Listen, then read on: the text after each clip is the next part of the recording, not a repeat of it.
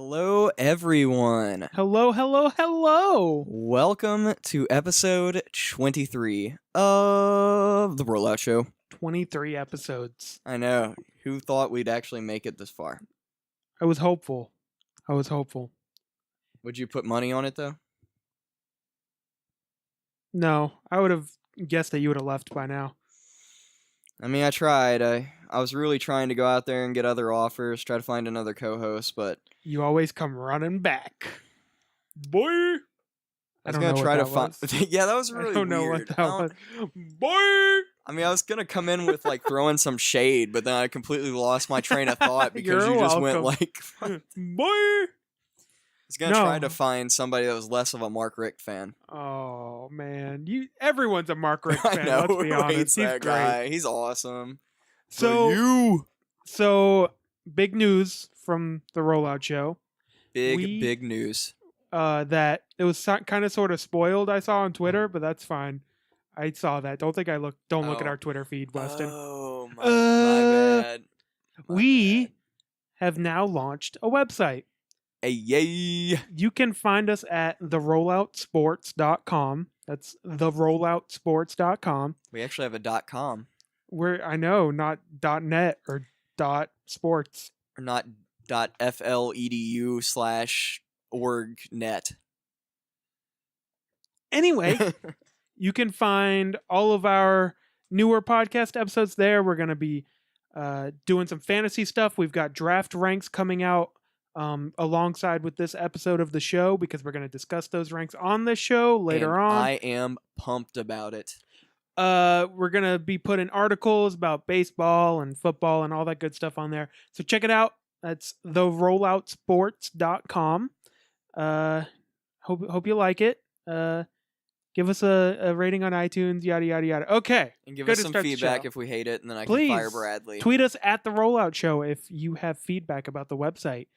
I'd be very curious because I did design it, so if it looks bad, I would feel bad. Okay, Yes. thanks. Yep, just give us a thumbs down emoji or anything, or send us some flames. Preferably, there'd be some constructive criticism and not just thumbs down emojis. But whatever you want to do, Hey, you only got 140 characters, so you use them how you wish. So on today's episode, unfortunately, we're going to start off with a little bit of MLB talk because Weston can't help himself.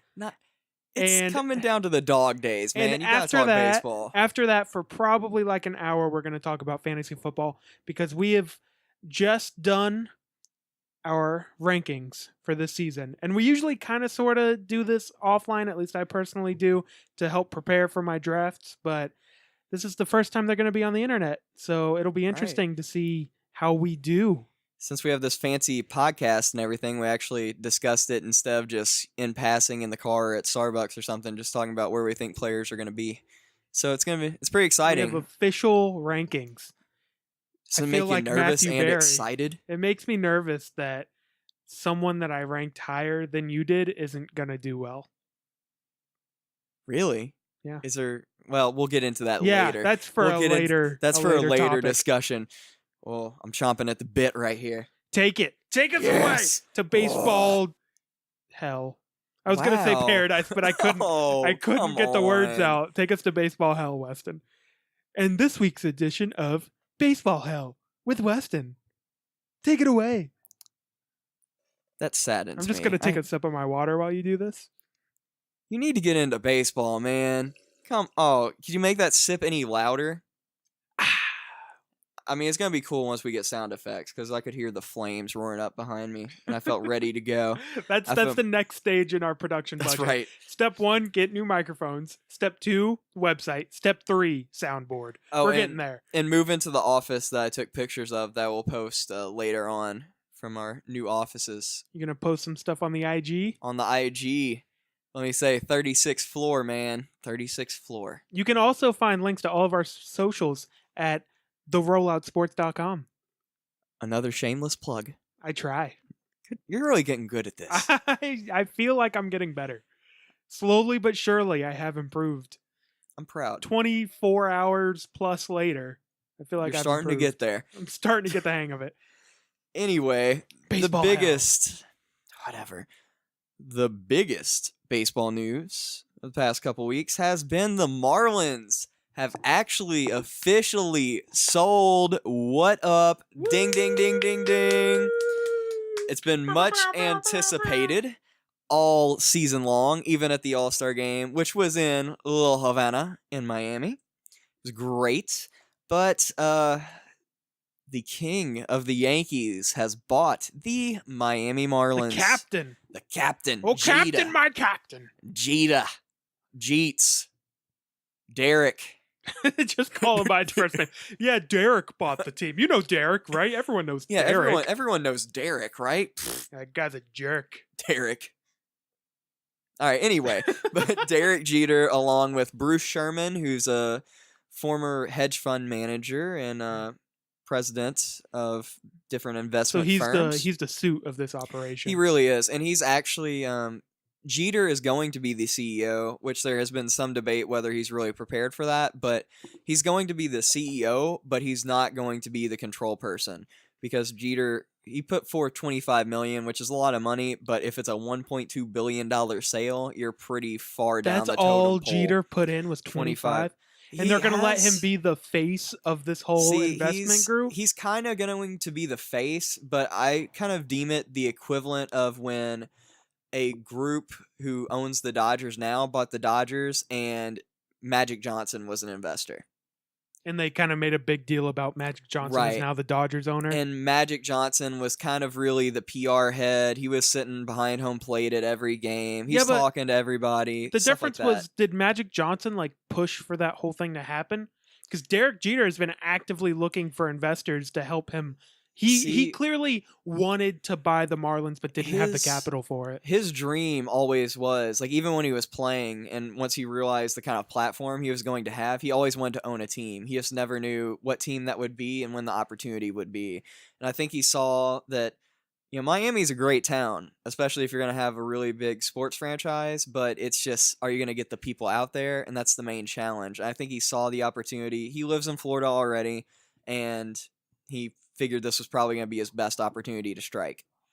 And Magic Johnson, he really was pushing for it because the owners of the Dodgers beforehand were cutting payroll like crazy. They were very hands off, losing money and everything. And when Magic Johnson and the Guggenheim Group took them over, Guggenheim? That's when they traded basically where Theo Epstein had to do. Actually, I think it was Charrington at the time, had to do the fire sale where they traded off They traded off all of Theo Epstein's bad investments over to the Dodgers. Don't be jealous of the GOAT, man. I'm not jealous of the GOAT. Maybe slightly jealous, but he's had his flaws. He's had his flaws. Everyone's got their flaws, man.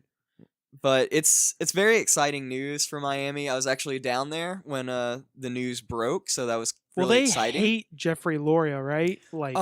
They really don't like the former owner. Really does because, little fun fact, history of Jeffrey Loria. John Henry, the owner of the Red Sox currently, used to own the Florida Marlins, as they were called. The Red Sox came for sale, and he bought the Red Sox. Jeffrey Loria had been trying for years to get an MLB team, and he bought the Montreal Expos. And when the Marlins came available, he dropped the Expos and bought the Marlins, and then that's really when the Expos became the Washington Nationals because they were owned by MLB, and a lot of the owners kind of voted to trade off most of their players, even though the Expos were contending to each other's teams. So it was really... That seems fair. The Expos got the rug pulled out from underneath them, which was really sad. But anyway, and he's gone through countless fire sales and really lying to people because he finally convinced the city of Miami and Miami-Dade County to put forth a lot of public funding for a new stadium. And he went out and signed all these huge free agents to massive contracts, hired Ozzie Guillen as the manager. It was a lot of fanfare, this brand new stadium in Little Havana. And then halfway through that season, because of some things Ozzie Guillen said, he was gone. And also, all of the free agents that he signed were traded in one huge, massive deal to the Toronto Blue Jays. And it was really kind of scheming and shady because he had handshake deals in place with most of the players. he overpaid them on the back end, so he was able to get out from under the contracts early, which is really the same thing he's doing with Stanton. He's selling the team before he actually has to pay him anything. And hey, that boy's lighting it up right now. he is. He's on pace to hit 61 homers right now. Earning that money. He really is. And he's a great player, but this is primarily why he's the only person in Marlins history to have a no trade clause, because Giancarlo Stanton, when all this went down, every one of his really good teammates were traded off in one trade. And I remember his tweet said, "All right, now I'm pissed." That's literally what he said. He was not happy. And so a lot of those players, their trusts were betrayed because they agreed to take more money because, it's like, hey, I'm not going to trade you. You're making a commitment to Miami. Let's do this thing together. And he traded them all off. And that's, I think, the third time in Marlins history that's happened, because after they won the World Series, the owner deemed they weren't making enough money and traded away all the stars in the offseason after they won the World Series. Seems like a good idea.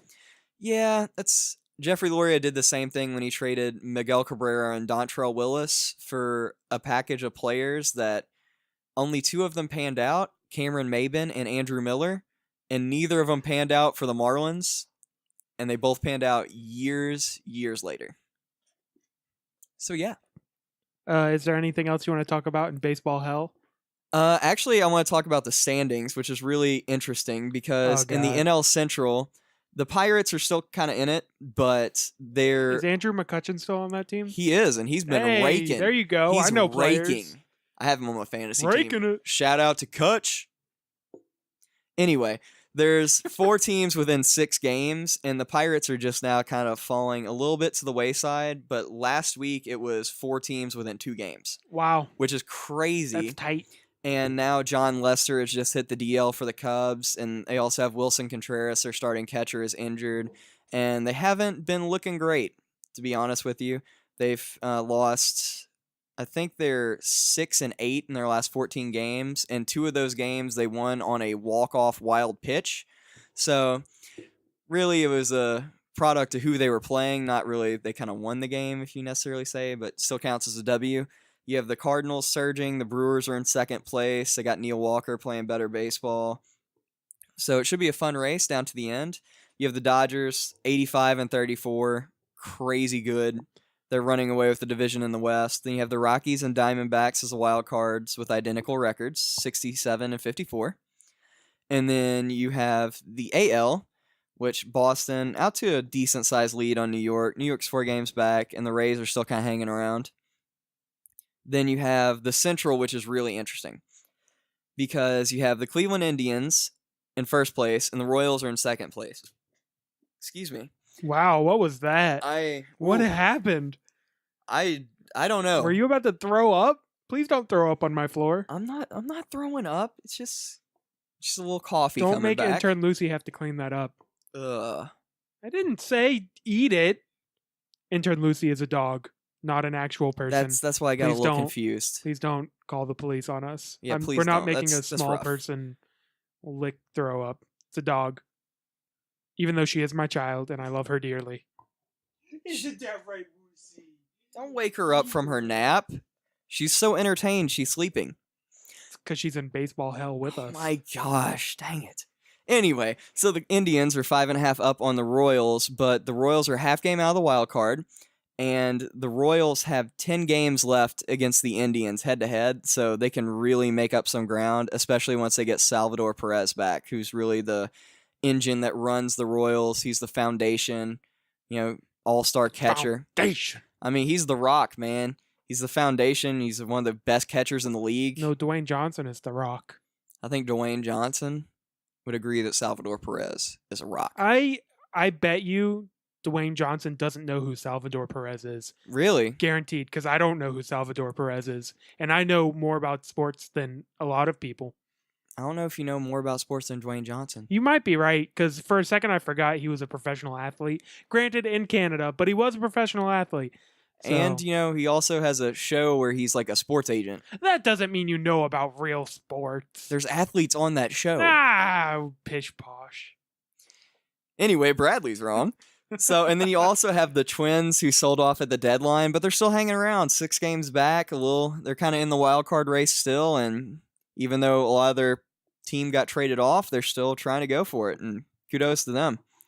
Kudos. And anyway, that's mainly the big baseball talk. We'll see if any more big trades happen, like Verlander potentially getting moved to the Astros, which doesn't seem likely, but still would be a huge blockbuster. And yeah, it's an interesting race down the stretch. And shout out to the Marlins, like we're talking about. They're in second place in the NL East, which the Nationals are running away with. But anyway, still kudos to them. Second place. How many games back are they? 14. Oh, that's a lot. How many games back of the wild card are they? I think last time I checked, there were 10 games Oh, back. yeah, they're done. Okay. Bye-bye, Marlins. I mean, it's been overcome before. The Cardinals and Rays did it in 2011. So it can happen. But it's not very likely. Are we done? I think Oh, may we be can done. climb out of baseball hell. Oh my gosh. I'm so happy. Whatever. Get out the step ladder and let's all climb my out of baseball gosh. hell together. What a fun segment. You're such a hater. I am. I don't appreciate you disrespecting my favorite sport like that. I know. The reason I let you do this segment is because it's your favorite sport and I respect you. Thanks, man. Yeah. It's touching a little bit, even though there's a Little little bit. bit of insults in there. But What insult? It's your the fact favorite that you sport. hate baseball. I don't hate baseball. It's just it's just not exciting. I don't know. I'm just not into it. I got to get into it. You'll It's get like, there. It's like hockey. I'm just ignorant of it, so therefore I don't like it. You'll get there. I'm working on it. Slowly but surely. Slowly but surely. You're gonna Very think slowly. you're gonna think it's baseball hell, and instead you're gonna think it's baseball desert. And then just gonna slowly And work then it's up. going to morph into baseball dessert. Not really what I was going there. I was gonna go for baseball mountaintop because then it gets really cold. But 'Cause you're going desert from hell to mountaintop. dessert is the same as desert, but there's two S's because you want to eat two desserts and you only want to be in one desert. Do you know that stress spelled backwards is dessert? Shout out to Jessica Rancis. Good times. Good times. I like the very specific call out. That's good. That's good. All right. Because I'm sure she's listening. Oh, absolutely.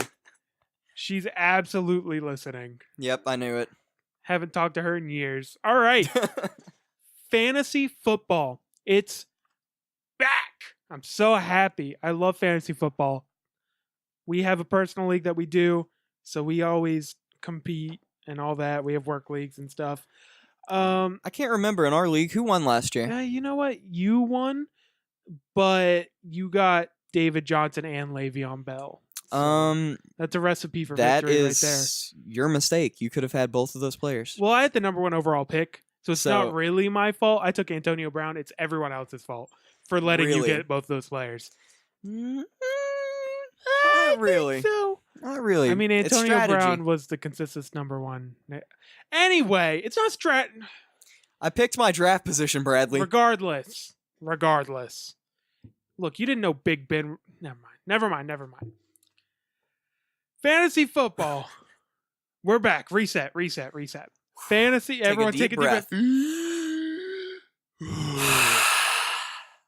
I bet that sounded great in the mic. Thanks, Weston. It looks really cool on everything. Thanks. I'm going to have to edit that out. I appreciate it. All right. Fantasy football rankings. They are live whenever this episode goes up at therolloutsports.com if you want to see it. You can see both mine and Weston's ranks. We ranked quarterbacks, wide receivers, running backs, and tight ends. Let's start with quarterbacks, though. Number one quarterback this year. Pretty easy. That's my man, Aaron Rodgers. You know, best quarterback in the game. Any dispute? Any hesitation with that pick? You know, I really think Carson Wentz is going to take a step forward this year. Next. Your number 4 quarterback. I have our rankings pulled up. Phillip Rivers. This is our big debate right here. Phillip Rivers, you have 4. Now, I have him 11. I'm not as high on you in a 10-team league. I don't see him as a starter in a 12-team league. I do. But I also have ESPN's average draft position, which is live data of the average position each player is going in ESPN drafts. I use ESPN because that's the That's the site that we use for our leagues and all that, so it's just easier. Phillip Rivers, quarterback 18. I see that right here. Not even a starter in a He's behind 16-team league. Behind the likes of Carson Wentz. Eli Manning. And here's the showstopper. He's behind Deshaun Watson, a guy we aren't even sure if he's going to start season. You know or that's a week lot 1. of Clemson fans, though. I mean, a lot of people love the rookie. Well, it's You a know lot that's of true. it's a lot of hope built on that pick because I mean, at quarterback 16, you already have your starter. Like it's sort of the shot in the dark, kind of like a lot of people did with Dak last year. Right. And also you have to work in keepers and everything and different But things of that nature. how's Phillip Rivers behind those guys? Phillip It's- Rivers is a future Hall of Famer. He's got arguably the best offensive cast around him in the game, maybe second only to the Patriots. He is a phenomenal quarterback, and he will be. I have him ranked 11. He'll probably be a top 10 quarterback this year, fantasy wise. I mean, he's great. I think there's a lot of, which is why I didn't even pick him in the draft for a league I've already drafted for last week. I mean, I completely passed over him. I picked Dak instead, but I started thinking about it after Phillip Rivers was already picked. I'm sitting there, he has so many different weapons. If they actually don't have the injury bug this year, which is a huge if. Yeah, and I think that's why Phillip Rivers is falling because the last couple of years he hasn't been an amazing fantasy quarterback. He's been pretty good, but he hasn't been great. 'Cause, I mean, But it's all luck based. Keenan Allen getting hurt with 2 fluke injuries 2 seasons in a row. one of which was a kidney injury. Yeah. Him and Andrew Luck the same year with kidney injuries is crazy. The chances of that happening again are low. He's got Tyrell Williams now. Hopefully he has Mike Williams. Looks like he may be out for the season, but we'll see. Travis Benjamin as well. Travis Benjamin, the speedster outside. He's got Dontrell Inman. who's a solid slot receiver. He's got 2 good tight ends. Antonio Gates, one of the best to ever do it, and Hunter Henry, an emerging star in this league. He's got And- Melvin Gordon and he in the has Melvin backfield. Gordon, who is, I mean, I don't think he's an amazing NFL quarterback. Oh God, Running back. NFL running back, but he's good out of the backfield. He's good in fantasy, and he'll There's a bail lot you of- out of a lot of situations. There's a lot of pressure off of him too because I mean, think of how many weapons are on that team. I mean, you don't really focus on the running game when you have 2 amazing tight ends and at least 3 great wide receivers at any given time. Now, I think top 5 is a little excessive, putting him above guys like who do you have him above? I have him Matt above Ryan, Matt Ryan and Cam. Kirk Cousins. I think that's a Big little Ben. much, but we aren't hugely separated, so I can't get too mad at you. Right. The one other big difference we have here in the top is Andrew Luck. Am I correct in that that's mostly just an injury thing? Because I have him at 3. Andrew Luck, when healthy, is one of the best quarterbacks in the game, and their running game is so bad that he gets a lot of volume when he's healthy. And yeah, he's coming off of an injury, but I'm under the impression that he'll be okay for at least most of the season. So that's why I have him number 3. You have him number 9. And see, my main reason is I had him at 4, actually, originally. And my big thing is I'm thinking he's a little more injured than they're letting on. Because you know I love Andrew Luck. There was one year I picked him as my first pick in our fantasy league, number 2 overall. That's how much I love Andrew Luck.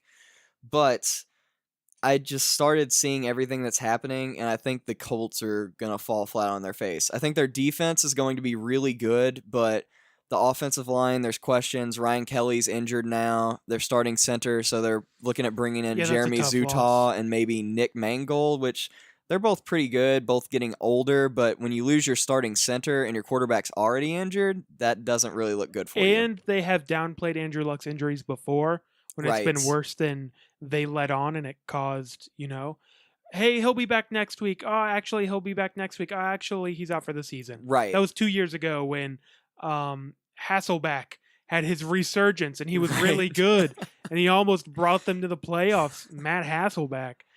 There's a throwback name for you. I know. Throwback Current to Seattle ESPN days. employee. Yeah. So I hope he's healthy. I really like Andrew Luck. I think he has the potential to be an all-timer.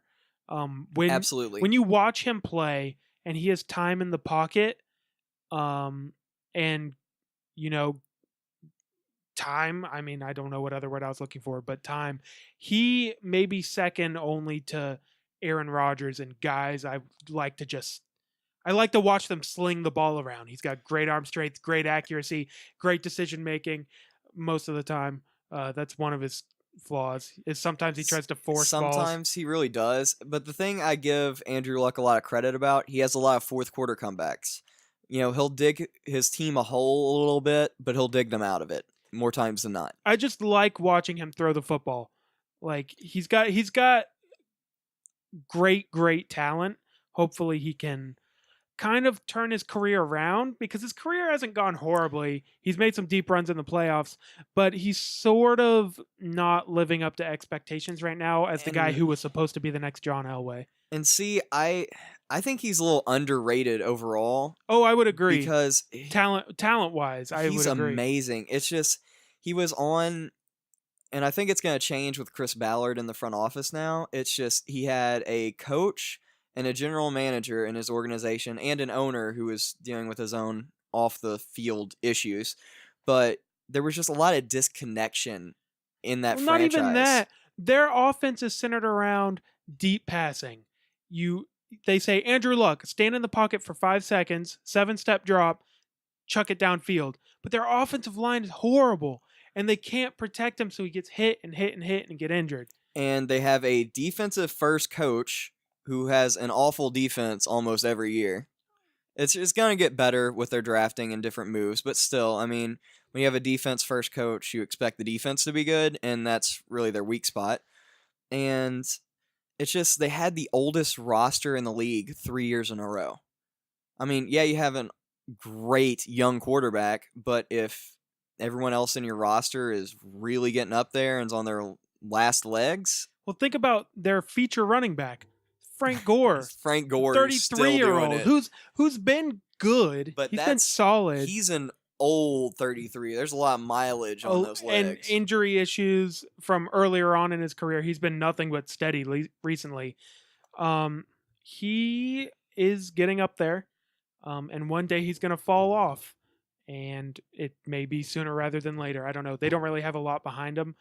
They drafted Marlon Mack out of USF, which some people are thinking may have a resurgence. Some of our friends are very, very high on him. Well, I've actually heard his name thrown around in ESPN mock drafts and stuff. I saw him ranked as like the 45th highest running back.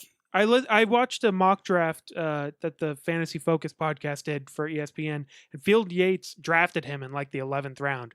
So people think he's something. Yes, I full disclosure, I went to USF and watched Marlon Mack play. I don't think he's particularly good. He likes to hold the ball like Mike Vick. Exactly. That's our main thing. Running back, that's not a good idea. So I don't think Frank Gore has much to worry about from Marlon Mack. But that's just my opinion as someone who's watched him in college. Unless he's really changed that, which I remember us going to a couple games and watching him run. It's like, why are you holding the ball out there like that? He holds it just like Mike Vick used to, where he has it in his palm and he's sort of running like you wouldn't track when you're moving your arms back and forth. But he's got it in his palm, not in his elbow tucked against his chest. And he's a running back. Yeah, it's not great. The one other difference I see quickly looking at our rankings is Derek Carr. Now, I have said previously on this podcast that I don't think the Raiders are going to make the playoffs this year. Right. I think the Raiders won a lot of really close games last year, and I think they will regress to the mean this year, and they will either barely miss the playoffs or make a wild card spot. And part of that thinking is that Derek Carr is going to regress. I like Derek Carr. If I had to pick one quarterback on my team under 25 to draft, it very well could be Derek Carr. I'd have to think about it. Be between him, Jameis, and Mariota. It would probably be Derek Carr. He's a good player, but last year he was an MVP candidate, and I don't see that this year. I just don't. He's got great weapons. He's got Amari Cooper. He's got Marshawn Lynch now. He's got Michael Crabtree. but I don't know. For some reason, I feel like I don't have a lot of good reasons for it. Is it just like a gut feeling? Well, it's. I have a gut feeling that the Raiders are gonna fall back down to earth a little bit, and an obvious side effect of that is gonna have to be Derek Carr's numbers come down. You think it's going to have like an effect like 2 years ago Jaguars, where it's like, okay, they're going to take that next step and actually get there and do something, where it's like Bortles had a really good year and Well, not even that, because I think the Raiders are a good team. Just in the NFL, good teams don't always make the playoffs. To consistently make the playoffs, you have to be a great team. And I think the Raiders are a good team. They have a really bad defense, and they won a lot of really close games. And that's really the basis for my argument. Is a good chunk of their wins last year could have gone the other way. well, see, it's just like the Giants from 2 years ago, where every single one of their losses was basically in the last 2 minutes. Yeah, I remember that team 2 years ago, Giants. I Tom remember Coughlin's stat last year. where, the year before he got kicked out. Had the game ended with 2 minutes to go in the fourth quarter, they would have been like 13-3 that season. Right. And that's sort of the feeling I get. I don't know. It's really just a gut feeling that Derek Carr isn't going to be amazing this year. See, I think all the reports I've been hearing out of there is I'm expecting Amari Cooper to take the next step. I expect Crabtree to do what he does. Marshawn Lynch is going to be a good influence on the locker room. He's going to get, the carries he needs to get. They don't really focus on the running game that much anyway. And I just think that team's going to take the next step. You have arguably the best defensive player in football on your team, and he makes other people on that defense better. And I expect with Garen Conley, because he fell to them late in the first round because of the off-the-field issues, I expect their defense to be a lot better, particularly the secondary. I honestly hope so. I like almost every guy on that team. But I don't know. I got a weird gut feeling. Okay. You got to trust your gut. See, and I kind of have that feeling for basically all the same reasons with the Lions. That's why I have Stafford ranked 15th, because all of his games last year were really close games that he just barely snuck out a victory, where in years before, he didn't win those games. I think that's fair. I have Matt Stafford at 10, so I'm a little higher than you. Bias. And, well, a little bit.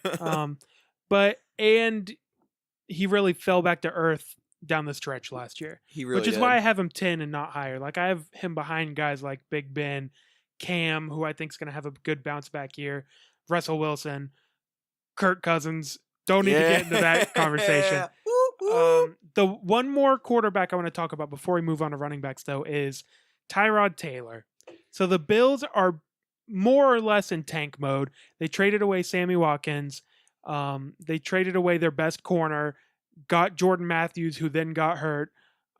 They really traded away their best offensive player and their best defensive player for draft picks, essentially. Yeah, they got EJ Gaines and they got Jordan Matthews, but they basically got like third and fifth round draft picks for him. It's basically what they did is I guess since they're changing their schemes, they got players who are a better system fit, which I don't necessarily absolutely agree ridiculous. I think that is BS. If you have a guy like Sammy or a guy, I mean, Sammy's so good, you can play him in any system. Another thing is they didn't pick up his option as well. So he's a free agent at the end of the year when they could have picked up his option for fairly cheap, and they decided not to. I think they just decided they wanted to part ways with Sammy. They knew he was going to be gone after the season. They saw a way to get at least a draft pick out of him, and they did it. So, I mean, I kind of like it because his value's still particularly high, especially to a franchise like the Rams. Because, I mean, Sammy has really been banged up most of his career. And I like the trade from the perspective of we don't want this guy anyway. My question to the organization is, why wouldn't you want this guy? When healthy, he's easily a top 10 receiver in this league. He's a dynamic, difference-making talent, and there aren't that many of those in the NFL. I mean, we saw the moves the Bills have made all offseason where they basically give a first-year head coach full control of the organization. And they're in rebuild mode. I mean, it's as simple as that. They're getting rid of a lot of veterans. And because of that, I'm worried that Tyrod Taylor may even lose a starting job. He's losing all of his weapons. Now he may lose his starting job. He basically did at the end of last season. They wanted to sit him, so, I mean, a contract clause didn't trigger, basically. And I just don't understand what that organization is doing because they fired Rex 2 years into his contract because he didn't make the playoffs, and then you bring in a new coach and you're basically trading off everybody and sort of tanking. That's exactly what they're doing is tanking. We have them ranked 18th and 17th respectively. That may be too high. That may be more out of respect because we both think Tyrod Taylor is a good quarterback. He's a mobile quarterback, so his legs give you a lot of fantasy value. That's where most of his value comes from. He also has a great deep ball. Unfortunately, his go-to deep ball receiver is no longer with the team. Right. So Neither of them, because Robert Woods also left for Los Angeles. yeah, It's going to be rough in Buffalo, but I mean, I think it's just going to be Tyrod and Shady. I mean, that's it, and I think they'll hopefully focus on Charles Clay a little bit more because that's all that's left. interesting. I wasn't going to bring that up. Save that little nugget in the back of your mind. I want to get to Charles Clay when we get to tight end rankings. Running backs. Let's go in order here of my sheet. All right. Our rankings for running backs are pretty similar. I mean, David Johnson, Le'Veon Bell, obviously 1, 2. You could put those in either order. For me, I would rather have David Johnson right now. He's coming off of an injury, but Le'Veon Bell is in a contract dispute, and A massive one. he's currently sitting out of training camp. And unfortunately, there is a long history of players sitting out of training camp, coming back week 1, and pulling a hamstring. Because they're not ready to play. Yeah, because they're not in football shape. And I understand Le'Veon Bell stays in great shape. All of his players talk about how great shape he's in. But there's a difference between being physically in shape and being in football shape. When you're not used to getting hit, your body's not used to that pounding. That's why you get ease these into it. and you get these soft tissue injuries that And then they nag all year because you try to come back too early because you're trying to prove yourself. It's contract year, everything. and that's a great point. This is a contract year. Basically, he's going to be playing on the franchise tag if they don't get a deal done. So then he's going to have to try and play through any injuries that come up, which I don't know. Maybe he won't. He's sort of proven himself as a elite running back in this league. I don't know. It always scares me. I think he's too great not to take at the second running back spot if he falls to you. But if I had the number 1 overall pick, or I was in a spot where both guys were available to me, I think I would take David Johnson. Agreed. 100% agree with that. One guy that I believe in that you don't is Jordan Howard. So last year, Jordan Howard was a stud. He was the only guy on the Bears that did anything. I have him ranked 6th. You have him ranked all the way down at 12. Could you explain to me why? I saw a report saying that when I was doing my last fantasy draft, that he wasn't getting all the first team snaps, and they were giving some to Kadeem Carey and other players, and that kind of gave me a little caution. He's also a little banged up right now. And another thing is just the Bears, because his name is escaping me right now, but the Bears had a rookie running back burst onto the scene last season. Jeremy Langford, yeah. Exactly, who was drafted super high. The problem I have, so if there are reports that he's losing first team snaps that aren't injury related, that's a concern. Yes. I agree. I haven't seen those reports, so they aren't reflected in my rankings. If I see those and deem them a problem, I'll change my rankings around. Jeremy Langford burst out onto the scenes last season, or 2 seasons ago actually, with 1 good game. The rest of the season, he was really not very good. Jordan Howard last year was a stud. So he got the opportunity because Kadeem Carey and Jeremy Langford both got hurt, and he kind of got the workload, and he was so good, they never took it away from him. Even as Kadeem Carey and Jeremy Langford got healthy, they kept giving Jordan Howard the workload, and he kept producing. So I have faith in Jordan Howard. I see the concern. Hopefully I'm right because I don't know. No real reason other than I'm right, and he's probably going to be my wife's keeper in our fantasy league. Uh-oh. But other than selfish reasons like that, I have faith. Uh, Other guys, Melvin Gordon. Do you think Melvin Gordon's a very good NFL running back? See, I see everyone ranking him really high, and I think that's why I put him at 6. Because personally, I don't. I I think don't he's a either. pretty good running back who gets a lot of yards per carry as more of a token to everyone else who's on his team. So I have him ranked 4, which is higher than you. You have him at 6. Melvin Gordon, I think, is a pretty decent running back. He's not bad. He's sort of like a Carlos Hyde. Like he's good. Yeah, He's he's good. good. He's good enough to be a starter in the NFL, and he's worthy of that position. The difference is he plays on an incredible offense led by the guy we were talking about earlier, Phillip Rivers. That they have a great passing game, which opens up the box. They have a pretty okay offensive line, but they have enough good receivers that it takes a lot of pressure off of them. He gets every carry. At least he did last year, and the expectation is he will this year too. When Danny Woodhead went down last year, Melvin Gordon got every single carry, and he was good about putting the rock in the end zone. He was good about getting yards after carry. He was good last year. He got so much volume, especially in the red zone, that I don't see how you don't anticipate him being a top tier running back going into the season from a fantasy perspective. That's really why I put him at 6. I mean, on my list, he's behind David Johnson, Le'Veon Bell, Devonta Freeman, Shady McCoy, and DeMarco Murray.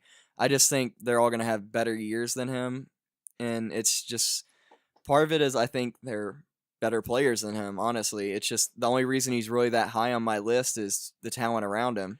So I will say 2 of the guys you have above him, I want to take a little bit of issue with. Okay. Just spark some discussion. Okay. Devontae Freeman and DeMarco Murray, both excellent NFL running backs. Great fantasy running backs too. The last few years, or a couple of years, I guess. Both have backups that are chopping at the bit to steal reps. So Devontae Freeman, behind him is Tevin Coleman, who, if you remember, the Falcons originally picked Coleman to be the starter over Freeman. Oh, absolutely. Until Coleman got hurt, and then Freeman got the ball, and he never let go. They still use Coleman a lot. Last season, Kyle Shanahan built a really unique and interesting offense around having 2 feature backs, really, out of the backfield. And now Steve Sarkisian's taking over. It'll be interesting to see if they keep that method. If they do, I think it hurts Devontae Freeman's value, especially because we know they like Tevin Coleman so much. But I have confidence in Devontae Freeman. I think he's good enough that he'll produce. You want to know why he's number 3 on my list? Why is that? When you make someone the highest paid running back in football, you're getting the carries. I guess that's fair. I mean, yes, but we've seen guys get paid and then still get disrespected, a la CJ Anderson. Right, I just think it's a different situation with him. He wanted to stay in Atlanta. They wanted him to stay.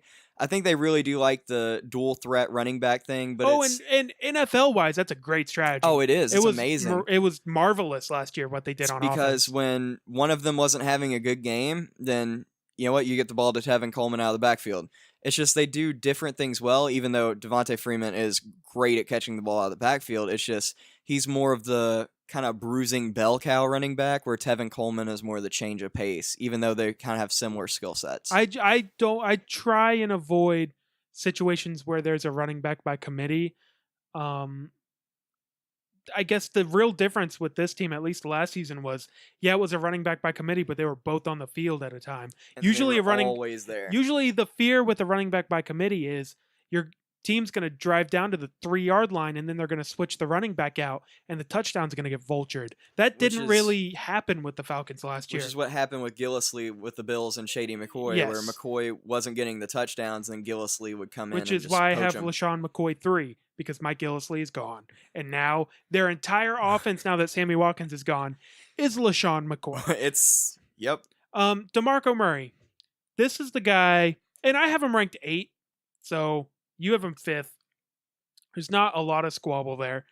I'm worried about Derrick Henry. Excuse me. Derrick Henry, I think, will be a great running back in this league.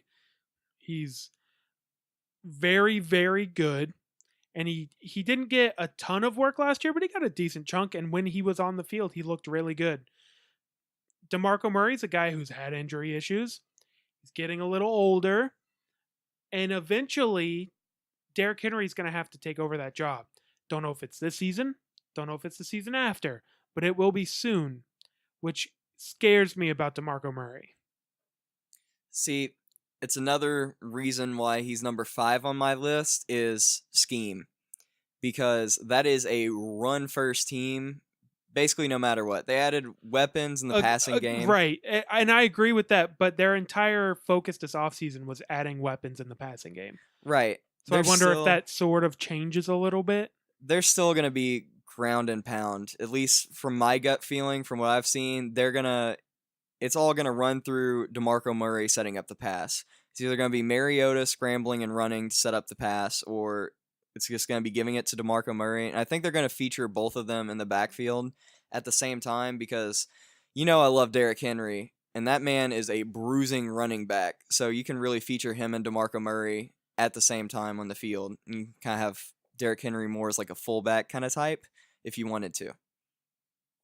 Again, it's from an NFL perspective, it's a great idea. Fantasy-wise, I don't like the idea of DeMarco Murray not being the preferred option in short yardage situations because a lot of times those short yardage situations are on the goal line. Right. And that's how you get a lot of points vultured away. I'm just still a believer in him, and I'm more of a believer in him than Melvin Gordon was mainly what it came down to. It really, DeMarco Murray, Melvin Gordon, and Jay Ajayi were all kind of clumped together in my list, and I ended up ranking them that way because volume, DeMarco Murray, I think they're really still about the running game in Tennessee. And then Melvin Gordon, it's just, he's such a change of pace. There's really don't have anyone else on the roster. And then I put Jay Ajayi at 7 just because they weren't really sold on him last season. They tried to go out and pay C.J. Anderson to bring him in. They started Arian Foster above him. And then they also have Kenyon Drake, looming. So I could see him as being the guy who breaks out one season and then all of a sudden, what the heck happened to him? I could too.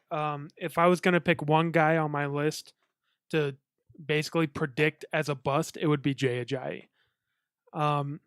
One guy that I was happy to see how high you ranked him, my man, Todd Gurley. You have him 9, I have him 10. Wow, I have him higher than Todd you. Gurley. Why do you think he's going to have a bounce back year? My main reason why I think he's going to have a bounce back year is he's got an offensive coach now. I really don't know what Sean McVay really has in store, but he's supposed to be an offensive guru. It can't be worse than Jeff Fisher. That's the thing. Is like so Jeff Fisher weird. was just running Todd Gurley into the line over and over and over. There's no way he's worse than Jeff Fisher. And that's sort of my thinking. Todd Gurley, as someone who's been a fan of him for several years, if you haven't caught on by now, Matt Stafford, Todd Gurley, I do watch a lot of University of Georgia football. Todd Gurley is an exceptional talent who I think has a chance to be special, and they were abusing him last year. And I hope that this new coaching staff can use him correctly and properly, give him a little help in the passing game. Hey, they brought in Sammy Watkins. I worry about him.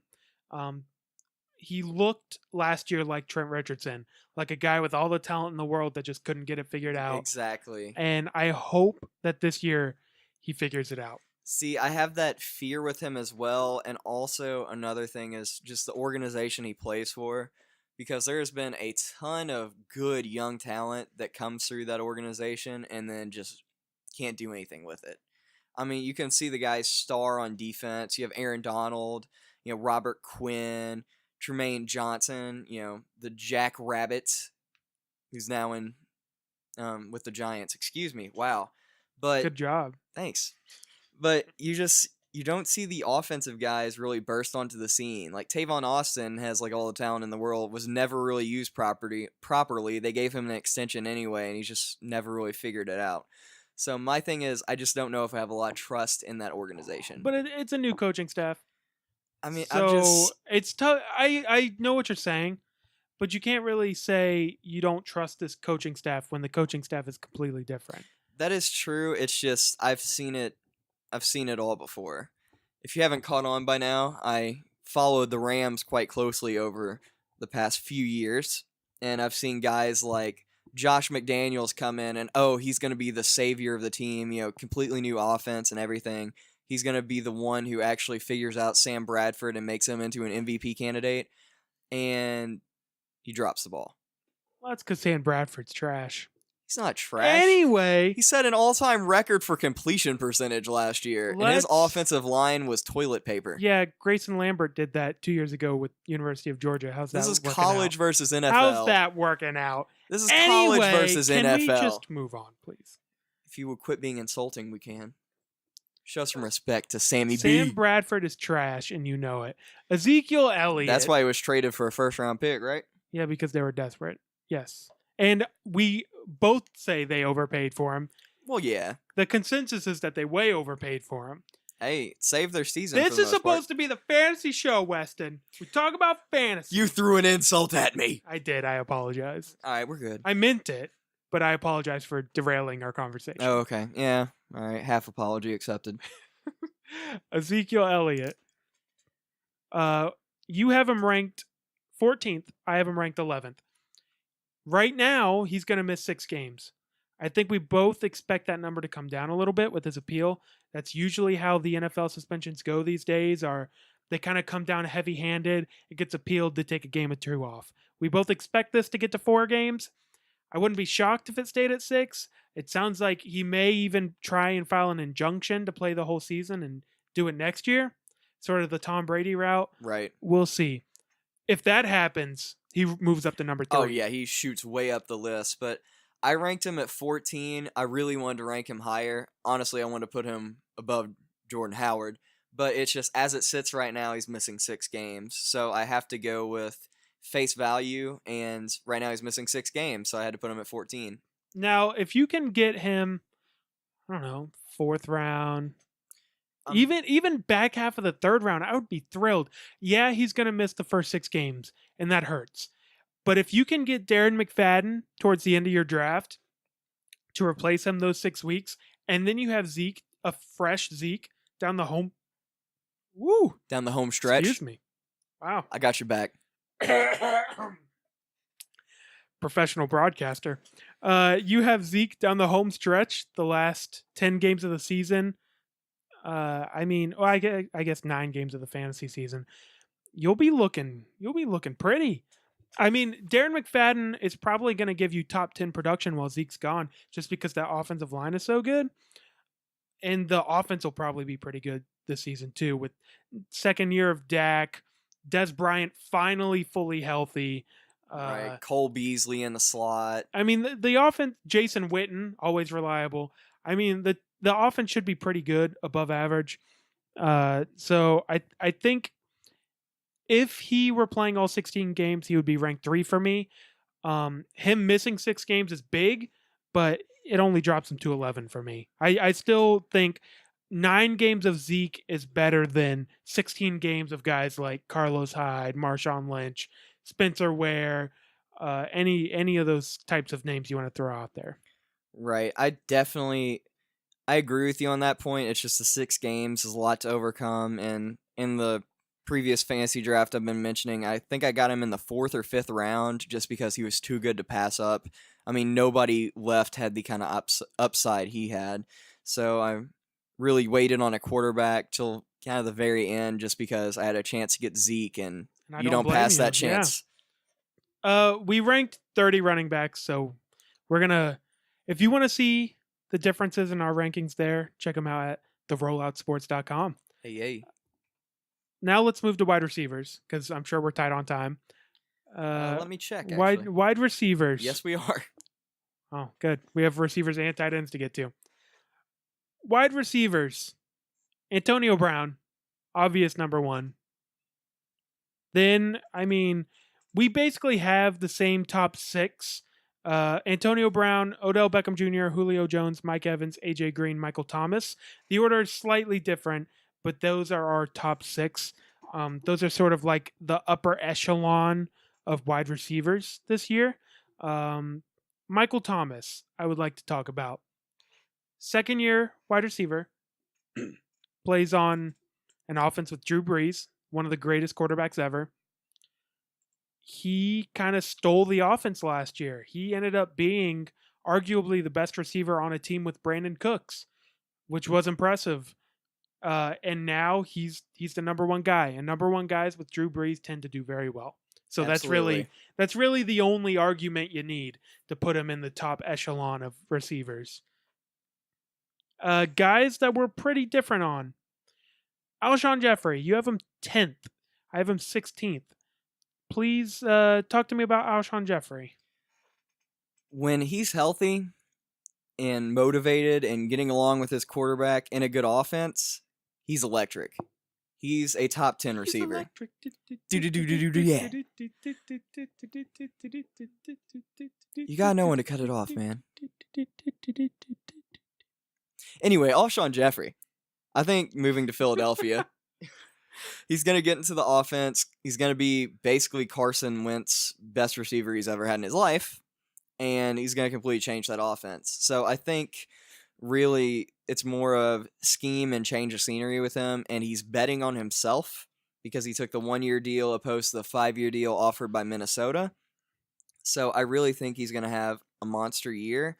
Personally, that's why I ranked him at 10, and it was really tough with the guys who are near him because they're all really, really close together in my book, but I really expect a good year from Alshon Jeffrey. And I expect, if healthy, it's a big if. But if healthy, I expect him to have a big year too. I did my rankings before they traded Jordan Matthews for receivers. I stand by where I put him. I don't think I would move him. He, numbers-wise, probably moves up a little bit, but I wouldn't consider his ranking moving. I have him 16th. He will be the number one receiver on an okay offense with an okay quarterback. And he has injury issues. I think he's a starter in most leagues. He's 16th, so he's a solid wide receiver 2. I'd be happy to have him on my team as a wide receiver 2. Better have someone to replace him in case he gets hurt. I think he'll have a good year. I hope he has a good year. We know the kind of talent he has. I don't like seeing great players brought down by injury, which usually isn't their fault. Like if a great player is going to go down, I want to see it be their fault and not. And you know what I mean. Didn't sound great, but you know what I mean. Oh goodness. But yeah, I think I'd be happy to have him as my wide receiver 2. Speaking of guys who didn't have great seasons last year that I would be happy to have as my wide receiver 2, DeAndre Hopkins. DeAndre Hopkins was the consensus 4th overall pick last year. And I was very upset. He was picked 1 pick ahead of me in the fantasy draft, and I'm also very thankful of that. Because it allowed you to get David Johnson.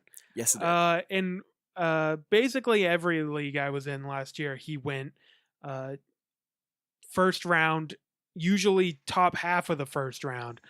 And he struggled. The quarterback play by Brock Osweiler was horrendous last year, but it's hard to excuse that when the year before he had guys like TJ Yates, Hoyer, guys like that throwing it to him. Not really a difference in talent. I don't know. For some reason, he didn't have a bunch of drops.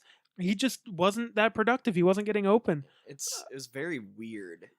I believe that DeAndre Hopkins is a top 5 quarterback NFL wise in this league. Wide receiver. Did I say quarterback? You I'm an did. idiot. You know what I mean. I knew what you A meant. top 5 receiver in this league, NFL wise. Fantasy wise, he doesn't have a quarterback. It's a problem. It's either going to be Deshaun Watson or the other guy. Tom Savage. Thank you, Tom Savage. Both are pretty unknown. Way to come in the clutch. Yeah, no problem. Tom Savage and him, if I remember correctly, had decent numbers together at the very end of last season. But I just believe in the talent. Would you? I see you have him ranked 18th, which is a little behind me, but not too far off. Right. It's just it's more the unknown with the Texans because he had a really bad year out of nowhere last year because he was getting consideration of, is he going to be the highest paid wide receiver in the league? You know, what's going to happen with the Texans? Why haven't they locked him up? He's a budding star, and then he lays an egg. And you really don't know because, like you mentioned, you can't blame that all on Brock Osweiler when you had arguably quarterbacks with less talent throwing him the ball when he was a star. When he was a top 5 fantasy receiver. Exactly. So that's why I really had to rank him at 18. I mean, he could easily jump top 10. Easily. You know, he could basically the distance between Jordy Nelson on my list and Brandon Marshall and Jarvis Landry are all pretty close. But that's just where I see them sitting today. And with the season he had last year, I just don't really know what to expect with him, so I had to downgrade him a little bit. Yeah, and when you lay an egg like that, or when he lays an egg like that, you have to downgrade him. And it wasn't injury issues either. It was just he lack of wasn't performance. That good. And I don't know if he was not getting open. I mean, I watched a few games he was in, and he was making spectacular catches, but he was never really that open. It was weird. I don't know what happened. I'm expecting it to turn around just based on talent. But we'll see. We'll see. One more receiver I want to talk about, and then we'll move to tight ends because I know we're really tight on time. Yes, we are. Martavis Bryant,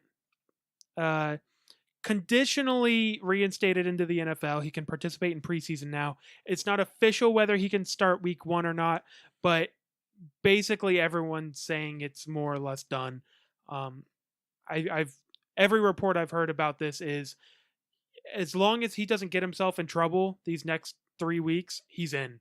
Right. Which is great news because Martavis Bryant is one of the 3 amazing Clemson receivers. Could be 4 if Mike Williams can stay healthy. He is incredible. He's not quite as good as Antonio Brown, but he's not that far off. Oh, absolutely not. He didn't play last season. The year before, he was the primary deep threat to Big Ben, and he was a guy that Big Ben trusted, and he put up good numbers. I have him ranked 28, and you have him ranked 33. So we both see him as like a flex kind of fill in if your receiver gets banged up or is going up against a tough matchup kind of guy. He could be a top 15 receiver this year easily. Easily. Absolutely. Part of him being so low is, for one, you never like when a guy takes a year off of football. You hope he's still in football shape. And I mean, he's going through training camp and all that, so he'll be in football shape, but he won't have played a real game for nearing 2 years.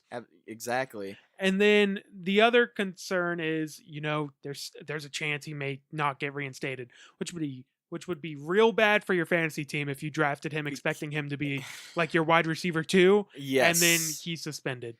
See, his situation is very, very similar to Josh Gordon, where, I mean, a lot of people, Josh Gordon had the year off, and a lot of people thought, hey, he's put it all together and everything, and then he's like, I'm still struggling with this, and then he's basically out of football right now. It's just, things can come up very quickly, and if something comes up between now and the start of the season, I mean, he's done. He's not playing. Yeah, and the only thing I would hesitate is, I mean, if you drafted Josh Gordon last season, it was kind of a flyer because we had no idea.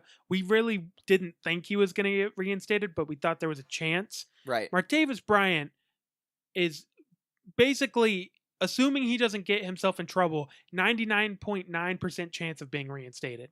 So if you draft Martavis Bryant if I were to draft him, I wouldn't really be concerned that he would not get reinstated. There's a chance, but I'd be pretty confident that he'll be all right. Right, because I mean, I drafted him in the first fantasy draft I did this year, and I'm expecting big things from him. It's just you have to downgrade him because of those situations. And honestly, the Steelers have a lot of weapons now and have factored in other people into the offense. And he's had a good good relationship with Ben in the past, but you don't know what's going to happen coming back in after a year off of football. Okay, tight ends. We're doing it. We're getting Doing through it. this. Top 4, exactly the same. Got Gronk, greatest tight end ever. I really hope he stays healthy this season. Jordan Reed, really, really good receiving tight end on a really good passing offense. Also, injury concerns. Huge injury concerns, especially because Jordan Reed has concussion issues. Right. Gronk's injuries are usually because he's so physical, he'll get his knees messed up Or his or his back or messed up. something. Both Jordan- bad injuries, Jordan but not Reed head has had injuries. several concussions, and you don't like that. That's never good. I would be careful about reaching for Reed, but if he's available at a good spot, I wouldn't mind taking him as my tight end. It's scary. Because there's some talk of him even being put on the physically unable to perform list, which means he'd miss the first 6 games. And if that happens, obviously we'll drop him in our ranks. But It's I mean, the talent is so great. and tight end is just such a finicky position as it is. I mean, if you don't get one of the top guys, you're just really going week to week with the tight end. Well, it's a gamble. Part of fantasy is you can't just get the guys that are going to give you 9 points every week. Like, you got to take guys with high upside. And Jordan Reed, other than Gronk, has bigger upside than any tight end in football. And you just got to roll the dice. And I think that's why we both put him at 2, even with these injury issues. Greg Olsen, he had kind of a down year last year, but the whole team. Carolina offense was bad. I expect Cam to rebound. By proxy, I expect Greg Olsen to have another great year. Then Travis Kelce, he's the only guy really left to throw to on that Kansas City Just offense. Him and Tyreek Hill and the running backs. And So I expect Travis Kelce to have a monster year. That is where our agreements end. Our tight end lists are vastly different. absolutely. I want to hit a couple of key highlights because we don't have time to go through this whole thing. Highlight number 1, Martellus Bennett. You have him at 11. I have him at 5. Let me state my case because I see ESPN ADP has him at 9. So I'm clearly expecting him to outperform. You love some Martellus Bennett. So Martellus Bennett has injury concerns. Just another tight end with injury concerns. That's been all of them so far, basically. He's playing with Aaron Rodgers. He played with Tom Brady last year and had a pretty decent season. I hesitate to say great season, even though I think he ended up as like 6th or 7th last season, because most of his production came in one game where he caught 3 touchdowns. So I don't want to say he was great last year. He was pretty good. He will be a focal point of the offense, I hope. Part of this ranking is because I root for the Packers. Yeah, there it is. The Packers offense is dreadfully boring and uncreative. They haven't had a really good tight end in several years.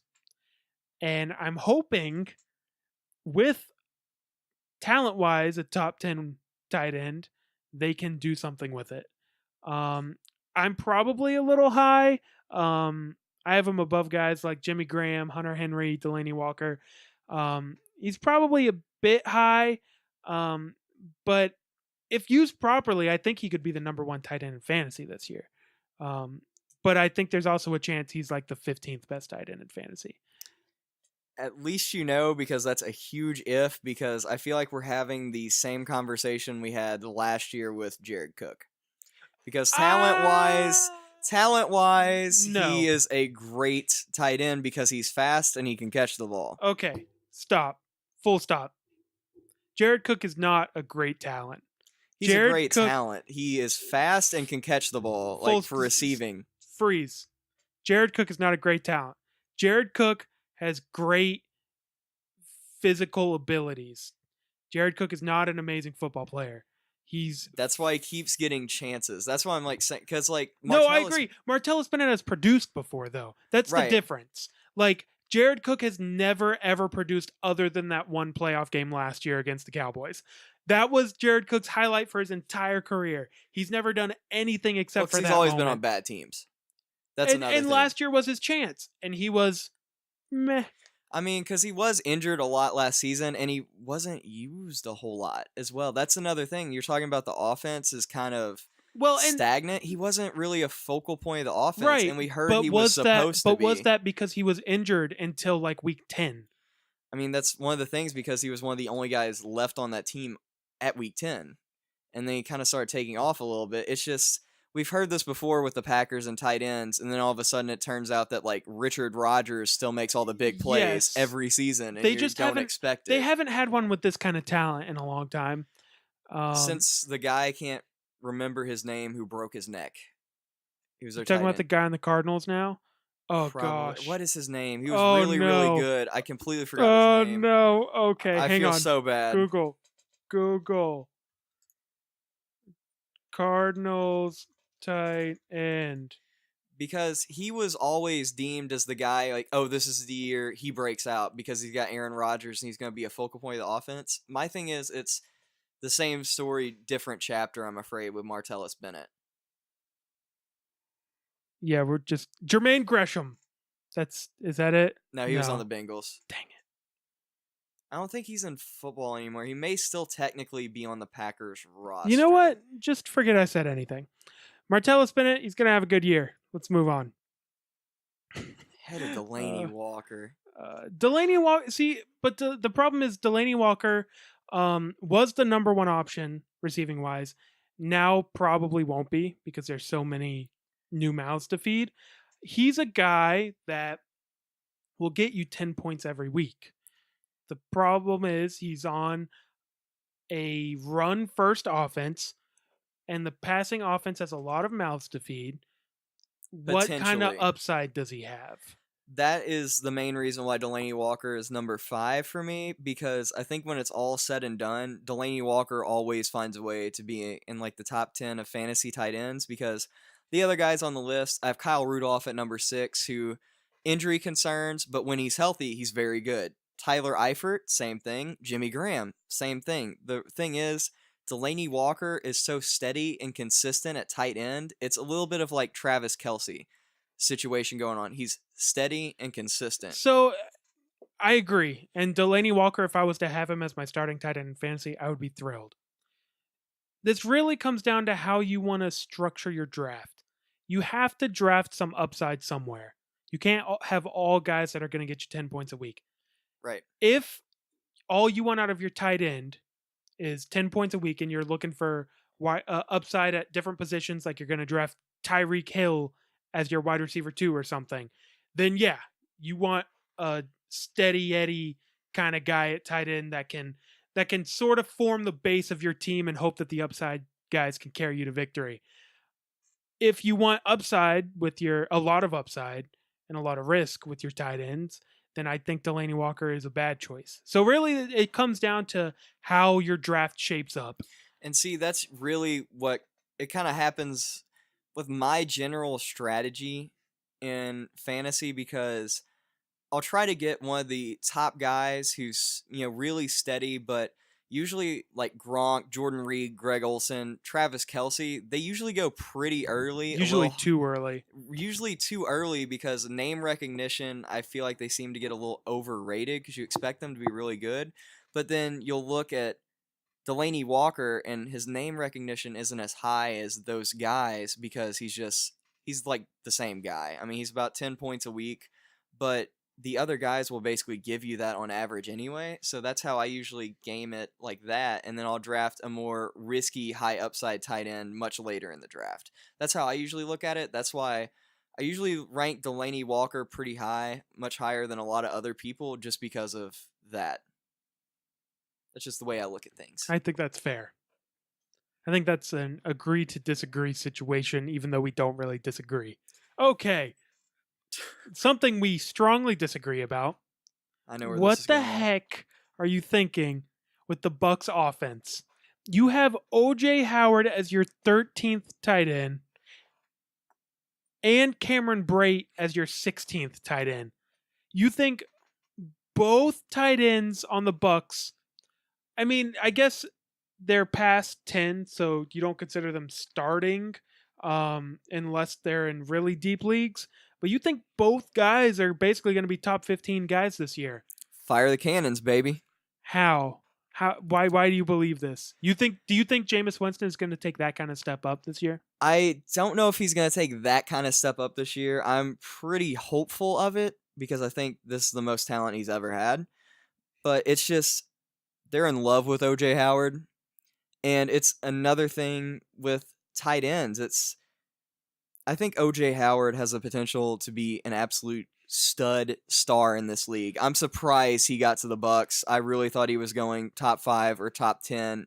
How he fell to the Bucks is crazy to me, but it Agreed. happened. Every point so far, we agree. Continue. Right.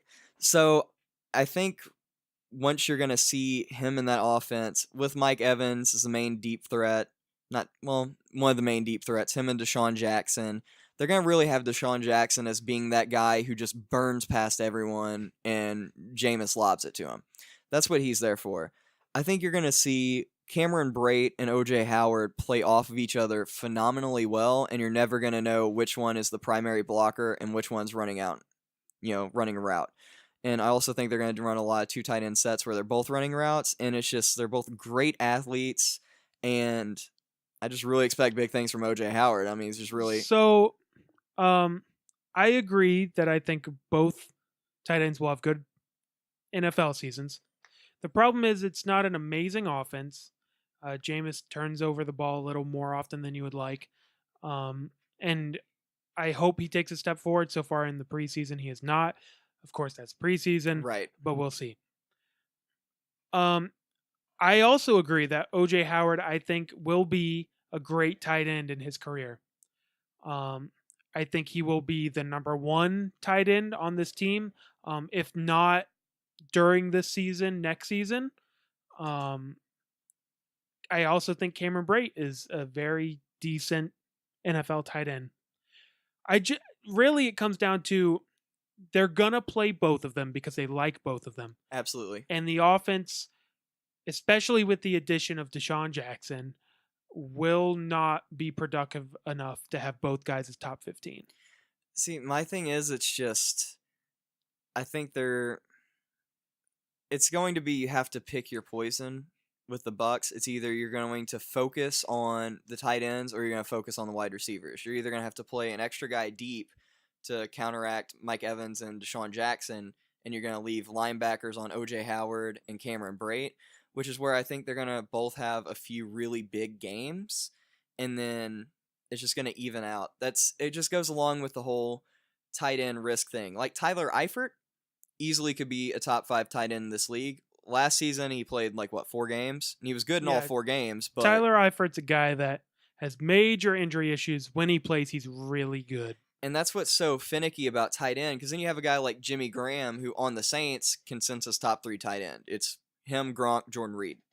But on the Seahawks, you never know how they're going to use him. He's been adjusting more and more. Yeah, but and we both have him ranked pretty high this season. We both think they finally last season figured out how to use him, and now that they're kind of transitioning more into a throwing offense instead of a running offense, that'll help.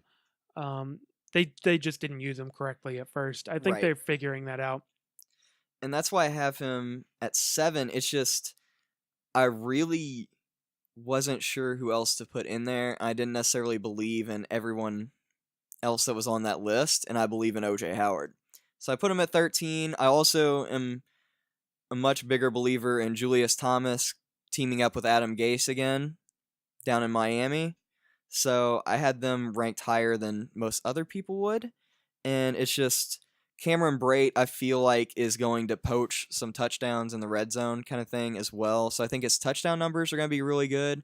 I think it's going to be a Kobe Fleener and Dwayne Allen situation back with the Colts a couple years or ago. Jack Doyle, Dwayne Allen situation. Right, exactly. Where both of them are going to play off of each other and both be very productive tight ends. That's what I see with the Bucks offense. We'll see. I think the difference there is the Colts offense was really productive that season. And, you know, I don't know. I think you have way more faith in the Bucks offense than I do. One more quick thing.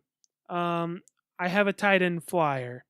I ranked him at 20, way too high. But I believe this is the flyer of all flyers. You take this guy in the last round of the draft, you know, there's a chance you could end up with a top 15 tight end on your hands. Austin Seferian-Jenkins. So we've all heard this story before. We've all fallen for this story multiple times, myself included. Austin Seferian-Jenkins, with the Bucks, looked like a rising star. Super athletic tight end, great blocker, great hands, ran crisp routes. And then he started sucking. He got real bad, and then he had off the field issues. So and poor work ethic issues as well. Yeah.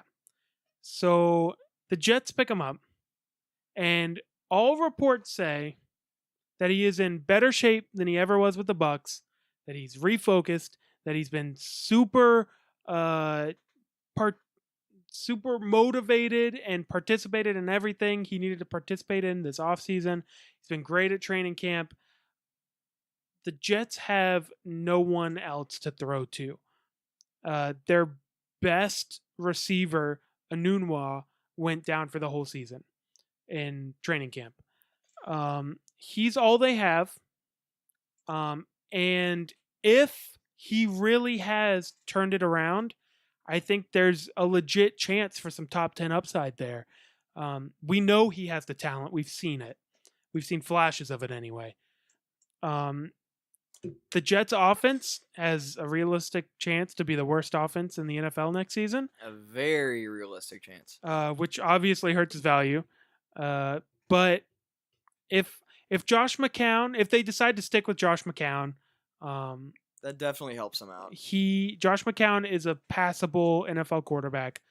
Austin Seferian-Jenkins has some upside, and I hope to snag him late in a couple drafts this season. You know, I say this right next to a person who I will be drafting against in the coming days.